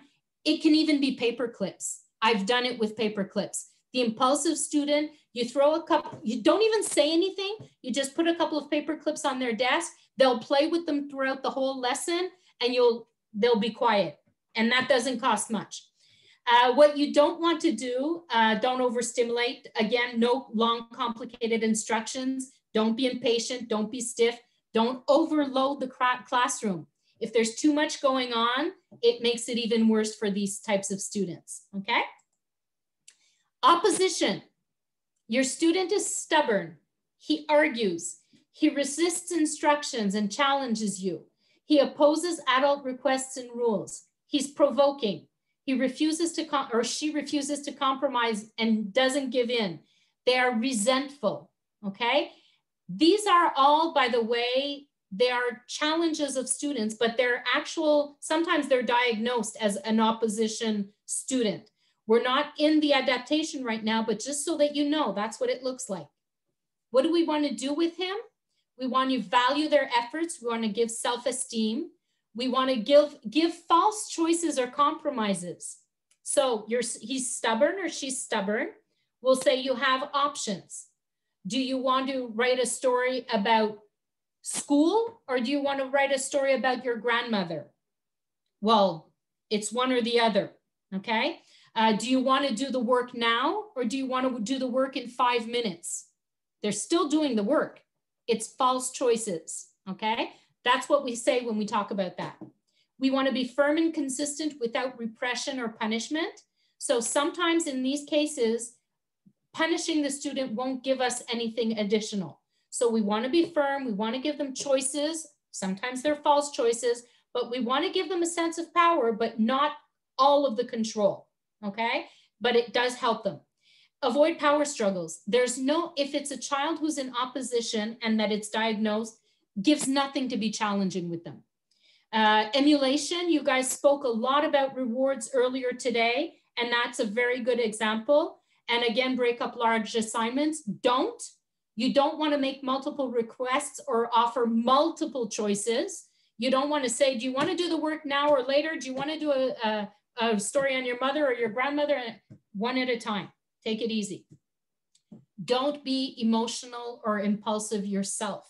And this is where, if you go back to what I said earlier, you as a person have an impact on your classroom. How you are, what triggers you, opposition often triggers us as human beings. My father might have been a very strong character when I was young. There might have been a teacher who was rough with me. So as soon as a student does to me what that teacher or that person does, I emotionally flip.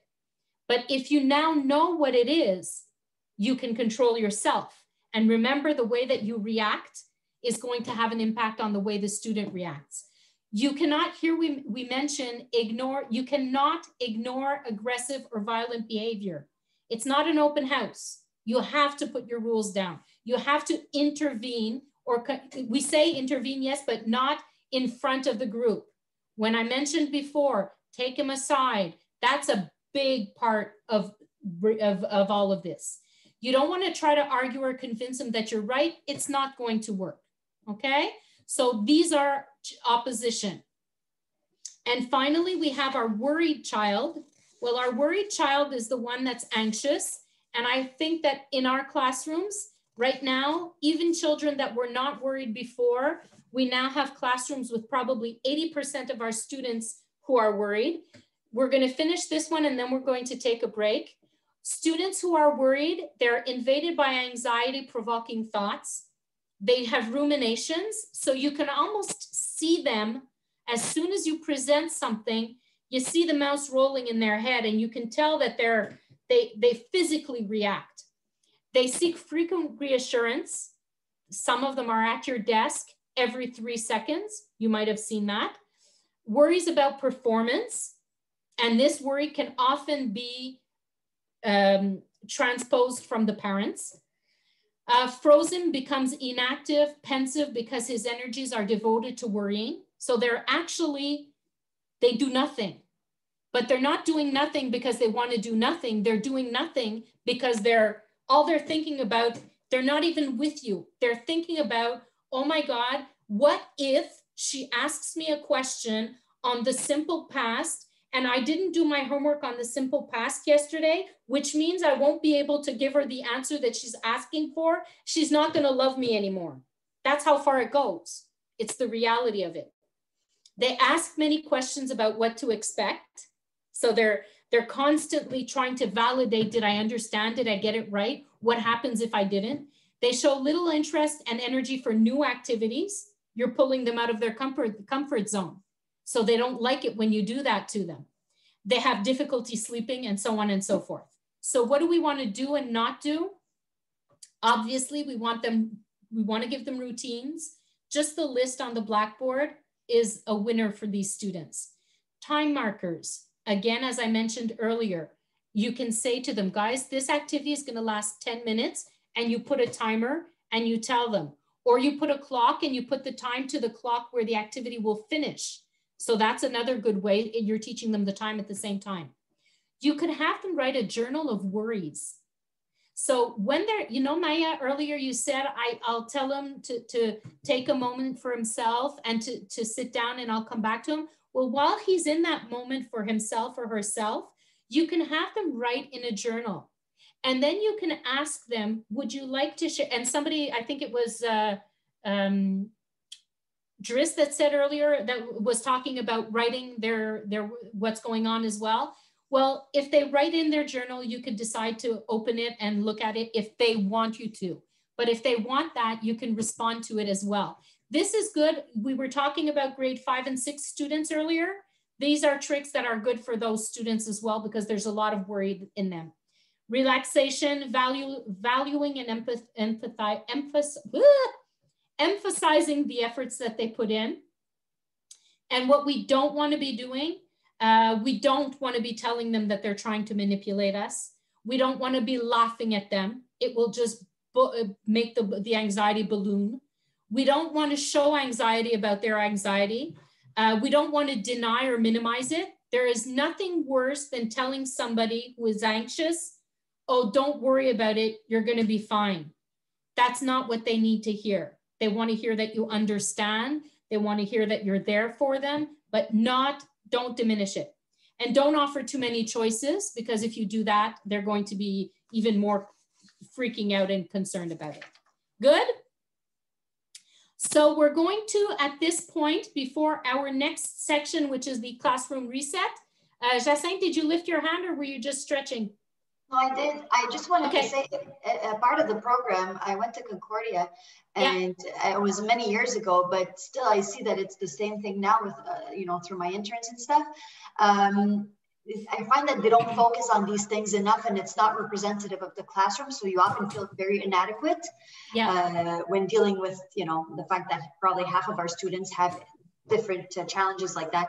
And I think I suggested it to a supervisor or maybe once or twice, but I think that maybe I don't know if the CPs ever talk to the people that make the curriculum in universities to emphasize on this, you know, so that it's actually a big part of the program. You know, we have so many electives and things that don't really help us, but that would be actually really helpful, I think. You're so right. Jacinthe, don't apologize. You are so right. And you know what else I see? I find that something seems to happen when some of the students come out of school and they get thrown into a classroom, and now it's real life, and studies have been done on this. Between the classroom environment and the real life, exactly, there's a huge step, and our brains forget. And that's why I like this course that we've put together and this moment that we're having together, because a lot of this you already know. A lot of this, even if you're non-legally qualified to be teaching in Quebec, you have the gut feeling and the gut instinct. It's just a question of trusting yourself. And I agree with you, Jacinthe, and that's why I didn't go through all of these in detail, but please do take the time to come back and to reread them and to try to point out on your students, which ones can you match with which, and think about it when you do your planning, because that's going to be a big part of it as well, okay? We have just a little, the classroom reset left to do. We're going to take a quick 10-minute break. Before we go on to classroom management, again, I know that I went very quickly over the different types of students. I know that there's information in there that I've given you. Just so that you know, that information was pulled from a training that was a 3 Was it 3 full days, I believe, Geneviève, that the training was? I think it was 5 half days. Okay, 5 half days of training. And maybe Ms. Neri, this would be where it could be helpful for some of the teachers from your school to get that training, which was given by the Adaptation team in French. So Rizerza, you did this. What did that mean? I was just asking, I wanted to ask, how can we get hold of that link to get the training, please? Well, again, I will find out what's going on with that. I pulled it from there and translated some of the information so that you guys could get the information in English. It's a training that is given in French. However, if we feel that there's a need to go into more detail, we'll see what we can do about maybe partnering up with the Adaptation team to see if maybe next year or in the fall or something like that, we could do something similar to that for you guys as well, okay? I hear you, I hear you, okay. And you know what, guys? At the end of this training session, you're going to fill out the appreciation form. So please don't hesitate to mention on that form that what we gave you today, if it was satisfactory to you, that's great. And if you would like additional training specifically with regards to those things, so that I have something to come back with to the school with regards to that. Is that okay with everybody? Are there any other questions with regards to that? Okay, good. Don't hesitate if there is anything. Again, that's what I'm here for. So let's talk a little bit about the classroom reset, or the concept of the classroom reset. Basically, what I wanted to do is I wanted to come back to a couple of little points. I'm feeling a little emotional. Yeah, right. I've learned that people will forget what you said. People will forget what you did, but people will never forget how you make them feel. We love Maya Angelou, and please remember that that is a very big part of classroom management. Each human that is in each of your classrooms is a human in the same way that you are, and they have to be taken as such. So that is, when we speak about classroom management and doing a classroom reset, this is part of the process. I also like Zig Ziglar, and this is something that I used to use in my English classes myself, to say you don't have to be great to start, but you have to start if you want to be great. So it is the starting point at this point, and we want to take that into consideration. So I'm bringing you back to the first slides that we looked at, where we looked at the 5 keys. We have been through all of these 5 keys in the very short time that we have spent together. So again, we spoke about managing your resources, and I'm just going to skip over here to this slide. Managing your resources, remember, control what you can. You have to have a plan A, you have to have a plan B, you have to have a plan. And again, on the ESL website that I've created, you have all of the tools.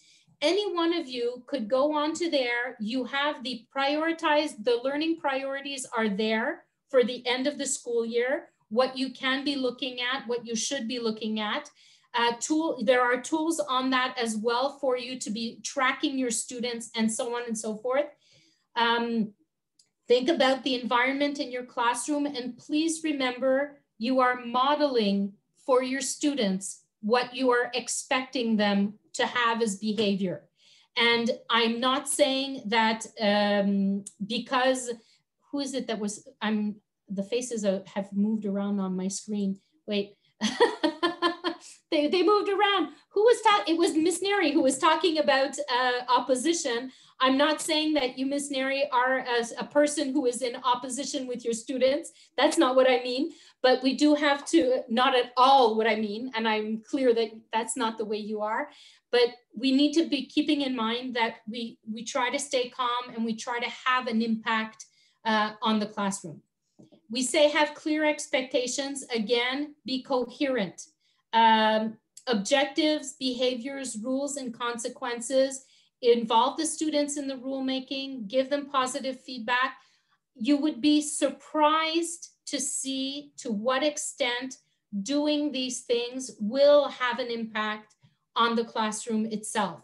And it could be as crazy as you come back the next time you teach them, plan it, but when you come back and you teach them, you can share with them, hey guys, I feel like doing something different for you guys. It's spring, we have 20 hours left together or 20 days left together or whatever it might be. I want to try something new with you.